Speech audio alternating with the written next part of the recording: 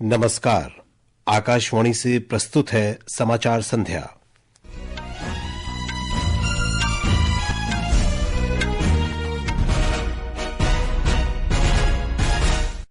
बिहार में नीतीश कुमार के नेतृत्व वाली सरकार में भाजपा के 7 विधायकों को मंत्रिमंडल में शामिल किया गया। विश्व का सबसे बड़ा आध्यात्मिक समागम महाकुंभ महाशिवरात्रि के पावन अवसर पर संपन्न। सरकार ने राष्ट्रीय खेल महासंघों को वित्तीय सहायता प्रदान करने के मानदंडों को संशोधित करने के लिए 6 सदस्यीय समिति का गठन किया।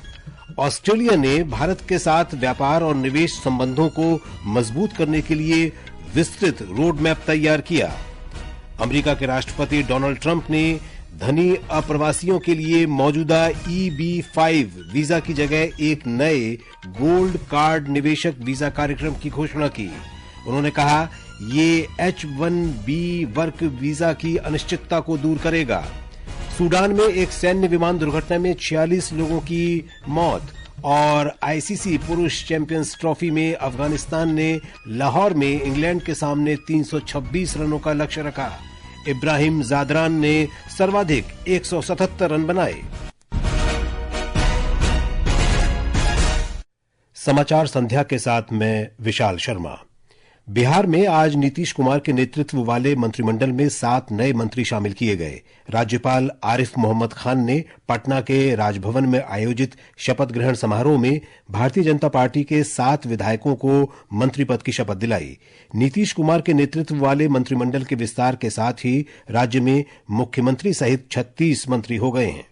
बिहार में मंत्रिमंडल का विस्तार चुनावी वर्ष में हुआ है। ऐसे में नवनियुक्त मंत्रियों का कार्यकाल 6 माह से कम रहने की संभावना है। इस वर्ष अक्टूबर-नवंबर में राज्य में विधानसभा चुनाव संभावित हैं। मंत्रिमंडल विस्तार में सबसे अधिक मिथिला के क्षेत्र को प्रतिनिधित्व मिला है, जहां से 4 सदस्य शामिल किए गए हैं। आज शामिल किए गए मंत्रिमंडल के सदस्यों में से जीवेश कुमार और राजू कुमार सिंह राज्य में पहले भी मंत्री रह चुके हैं, जबकि 5 सदस्य पहली बार मंत्री नियुक्त हुए हैं। इसके साथ ही मंत्रिमंडल में सबसे अधिक प्रतिनिधित्व भाजपा का हो गया है। भाजपा कोटे से मंत्रियों की संख्या 21 हो गई है। 13 सदस्य जदयू से, जबकि 1 मंत्री हिंदुस्तानी अवाम मोर्चा से हैं। धर्मेंद्र कुमार राय, आकाशवाणी समाचार, पटना। इस बीच केंद्रीय मंत्री और वरिष्ठ भाजपा नेता गिरिराज सिंह ने आज कहा कि एनडीए आगामी बिहार विधानसभा चुनाव मुख्यमंत्री नीतीश कुमार के नेतृत्व में लड़ेगा। मधुबनी में मीडिया से श्री सिंह ने कहा कि एनडीए के लिए बिहार में नेतृत्व को लेकर कोई भ्रम नहीं है। उन्होंने कहा कि बिहार की जनता ने राजद प्रमुख लालू प्रसाद के शासन मॉडल को नकार दिया है। गृह मंत्री और भारतीय जनता पार्टी के वरिष्ठ नेता अमित शाह ने कहा है कि वित्त मंत्री निर्मला सीतारामन ने मध्यम वर्ग, किसानों और सूक्ष्म, लघु तथा मध्यम उद्योगों के लाभ के लिए बजट पेश किया है। कोयम्बटूर में भाजपा कार्यालय का उद्घाटन करने के बाद श्री शाह ने कहा कि अगले वर्ष तमिलनाडु में राष्ट्रीय जनतांत्रिक गठबंधन की सरकार बनेगी। 25 की शुरुआत दिल्ली के विजय से हुई है और 26 तमिलनाडु में एनडीए की सरकार के साथ समाप्त करेंगे। समय आ गया है तमिलनाडु में डीएमके की ये देश विरोधी और भ्रष्टाचारी सरकार को समाप्त करने का। गृहमंत्री अमित शाह ने डीएमके सरकार पर राज्य में कानून व्यवस्था की स्थिति खराब करने का आरोप लगाया। ऑस्ट्रेलिया ने भारत के साथ व्यापार और निवेश संबंधों को मजबूत करने और इसमें विविधता लाने के लिए एक विस्तृत रणनीति की शुरुआत की है। ऑस्ट्रेलिया के प्रधानमंत्री कार्यालय ने दोनों देशों के बीच वाणिज्यिक संबंधों को बढ़ावा देने के लिए ऑस्ट्रेलिया भारत व्यापार और निवेश संवर्धन निधि में $1 करोड़ 60 लाख के निवेश की घोषणा की है। एक रिपोर्ट। ऑस्ट्रेलिया ने अपने मैत्री अनुदान कार्यक्रम में अतिरिक्त $40 लाख के निवेश की भी घोषणा की है। ऑस्ट्रेलिया की यह रणनीति स्वच्छ ऊर्जा, शिक्षा तथा कौशल, कृषि, व्यवसाय और पर्यटन सहित विकास के 4 प्रमुख स्तंभों पर केंद्रित है। इसके अंतर्गत पहले से चल रहे प्रयासों और निवेश को बढ़ावा देना है। ऑस्ट्रेलिया ने रक्षा उद्योग, खेल, संस्कृति, अंतरिक्ष और प्रौद्योगिकी सहित कई क्षेत्रों में भारत के साथ अपने जुड़ाव को बढ़ाने के लिए लगभग 50 विशिष्ट अवसरों की पहचान की है। ऑस्ट्रेलिया के प्रधानमंत्री एंथनी एल्बनीज ने कहा कि यह रणनीति ऑस्ट्रेलिया को भारत के साथ अपनी क्षमता को पूरी तरह से साकार करने के लिए महत्वपूर्ण है। आयुषी की रिपोर्ट के साथ समाचार कक्ष से करिश्मा राय। विदेश मंत्री डॉक्टर सुब्रमण्यम जयशंकर ने कहा है कि आर्थिक और औद्योगिक रूप से कमजोर राष्ट्रों की आकांक्षाओं और हितों को वैश्विक मंच पर पूरी तरह से प्रतिनिधित्व मिलना चाहिए। जापान भारत अफ्रीका व्यापार मंच पर वर्चुअल रूप से अपने संबोधन में डॉक्टर जयशंकर ने कहा कि भारत ने लगातार इस मुद्दे को voice of the global south शिखर सम्मेलन और G20 की अध्यक्षता के माध्यम से आगे बढ़ाया है। As the Global South emerges as a future driver of economic growth, it is imperative that we ensure its aspirations and interests are fully represented on the global stage. India has consistently championed this cause, whether through the Voice of the Global South summits or indeed our G20 presidency, where African Union's full membership in the G20 was successfully ensured. ये समाचार आकाशवाणी से प्रसारित किए जा रहे हैं।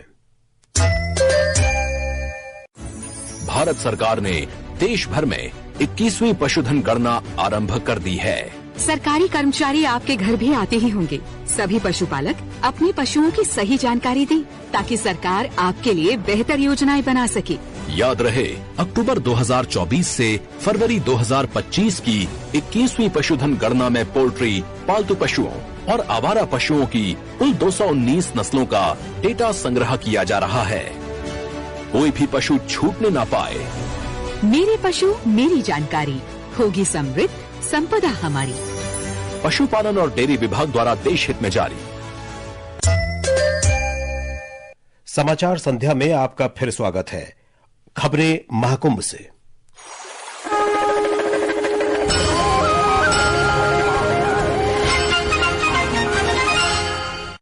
उत्तर प्रदेश के प्रयागराज में महाकुंभ आज महाशिवरात्रि के पावन अवसर पर संपन्न हो गया। 45 दिनों तक चले इस विराट आध्यात्मिक आयोजन में अब तक 66 करोड़ 21 लाख से अधिक श्रद्धालु पवित्र स्नान कर चुके हैं। महाकुंभ में राष्ट्रपति द्रौपदी मुर्मू, प्रधानमंत्री नरेंद्र मोदी, भूटान नरेश जिग्मे खेसर नामग्याल वांगचुक, विदेशी प्रतिनिधि, विभिन्न राज्यों के राज्यपाल और मुख्यमंत्री तथा कई केंद्रीय मंत्री सहित प्रमुख हस्तियों ने पवित्र डुबकी लगाई। हमारे संवाददाता ने बताया है कि आज शाम 6 बजे तक 1 करोड़ 44 लाख से अधिक श्रद्धालु पवित्र स्नान कर चुके हैं।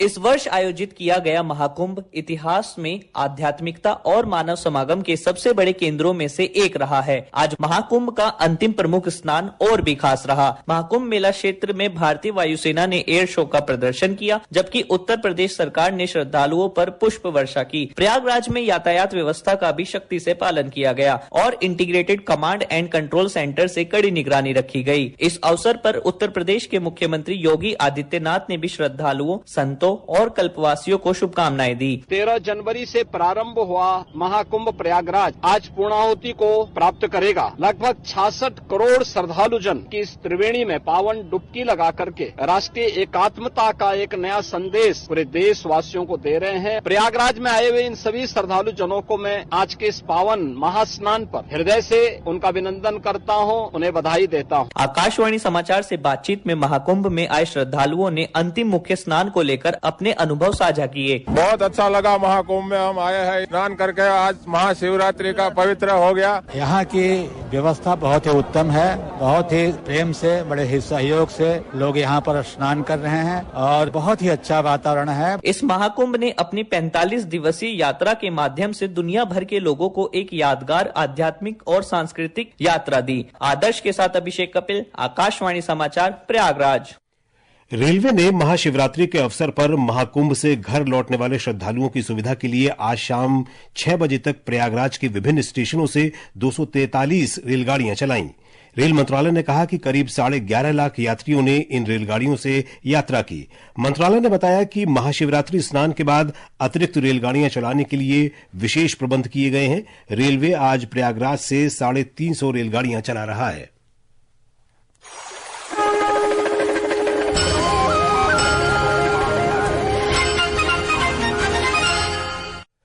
राष्ट्रपति द्रौपदी मुर्मू 4 दिन के दौरे पर आज गुजरात पहुंची। वडोदरा हवाई अड्डे पर राज्यपाल आचार्य देवव्रत और राज्य मंत्री जगदीश विश्वकर्मा ने राष्ट्रपति का स्वागत किया।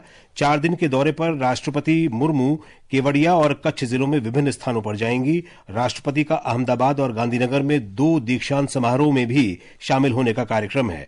हमारे संवाददाता ने बताया है कि राष्ट्रपति आज शाम एकता नगर पहुंच गई हैं। एकता नगर में अपने प्रवास के दौरान राष्ट्रपति मुर्मू कल सबसे पहले विश्व की सबसे बड़ी मूर्ति स्टैच्यू ऑफ यूनिटी जाएंगी। केंद्रीय अन्वेषण ब्यूरो सीबीआई ने पश्चिम बंगाल में प्राथमिक स्कूल शिक्षक भर्ती घोटाले में आज तीसरा पूरक आरोप पत्र दाखिल किया। सीबीआई ने इस मामले में मुख्य आरोपी सुजॉय कृष्ण वद्रो के खिलाफ आरोप पत्र दाखिल किया। आरोप पत्र के अनुसार तृणमूल कांग्रेस के नेता और पश्चिम बंगाल के डायमंड हार्बर से सांसद अभिषेक बनर्जी ने सुजॉय कृष्ण वद्रो से 15 करोड़ रुपए की मांग की थी। ये समाचार हमारी वेबसाइट www.newsonair.gov.in और हमारे न्यूज ऑन एआईआर ऐप पर भी उपलब्ध हैं। अमेरिका के राष्ट्रपति डोनाल्ड ट्रंप ने धनी अप्रवासियों के लिए मौजूदा EB-5 वीजा की जगह एक नए गोल्ड कार्ड निवेशक वीजा कार्यक्रम की घोषणा की है। ट्रंप ने कहा कि कंपनियां वर्क वीजा और ग्रीन कार्ड की अनिश्चितताओं से निपटने के लिए अत्यधिक प्रतिभाशाली पेशेवरों के लिए $50 लाख के भुगतान पर इमिग्रेशन गोल्ड कार्ड खरीद सकती हैं। श्री ट्रंप ने कहा कि गोल्ड कार्ड निवेशक वीजा से पेशेवरों को H-1B वर्क वीजा से जुड़ी अनिश्चितता और ग्रीन कार्ड के लिए दशकों तक इंतजार से छुटकारा मिलेगा। सूडान के ओमदुरमैन शहर में एक सैन्य विमान दुर्घटना में 46 लोगों की मृत्यु हो गई है। सेना ने बताया है कि एंटोनोव विमान खार्तूम के नजदीक वादी सईदना एयरबेस से उड़ान भरते समय दुर्घटनाग्रस्त हो गया। दुर्घटना का कारण तकनीकी खराबी बताया जा रहा है। तेलंगाना के सिंचाई मंत्री एन उत्तम कुमार रेड्डी ने आज कहा कि SLBC सुरंग परियोजना हादसे के बाद जारी बचाव अभियान में कल से और तेजी आएगी। सुरंग के अंदर फंसे 8 लोगों से अभी तक संपर्क नहीं हो पाया है। सरकार ने राष्ट्रीय खेल महासंघों को वित्तीय सहायता प्रदान करने के मानदंडों को संशोधित करने के लिए 6 सदस्यीय समिति का गठन किया है। एक रिपोर्ट। खेल मंत्रालय के अनुसार समिति की अध्यक्षता संयुक्त सचिव खेल विकास कुणाल करेंगे। समिति 15 दिन के अंदर रिपोर्ट सौंपेगी। पेरिस ओलंपिक के बाद एक नया ओलंपिक चक्र शुरू हो गया है और नई परिस्थितियों में मानदंडों की समीक्षा की आवश्यकता महसूस की गई है। राष्ट्रीय खेल महासंघों को वित्तीय सहायता प्रदान करने के मानदंडों को आखिरी बार 2022 में संशोधित किया गया था। केंद्र सरकार अंतर्राष्ट्रीय प्रतियोगिताओं में भारतीय खिलाड़ियों के प्रशिक्षण और भागीदारी सहित विभिन्न खेल गतिविधियों के लिए सहायता योजना के अंतर्गत राष्ट्रीय खेल महासंघों को वित्तीय सहायता दे रही है। समाचार कक्ष से जया भारती। और अब खेल खबरें। लाहौर में चैंपियंस ट्रॉफी क्रिकेट में अफगानिस्तान ने इंग्लैंड को 326 रन का लक्ष्य दिया है। जवाब में इंग्लैंड ने ताजा समाचार मिलने तक 29 ओवर में 4 विकेट पर 163 रन बना लिए हैं।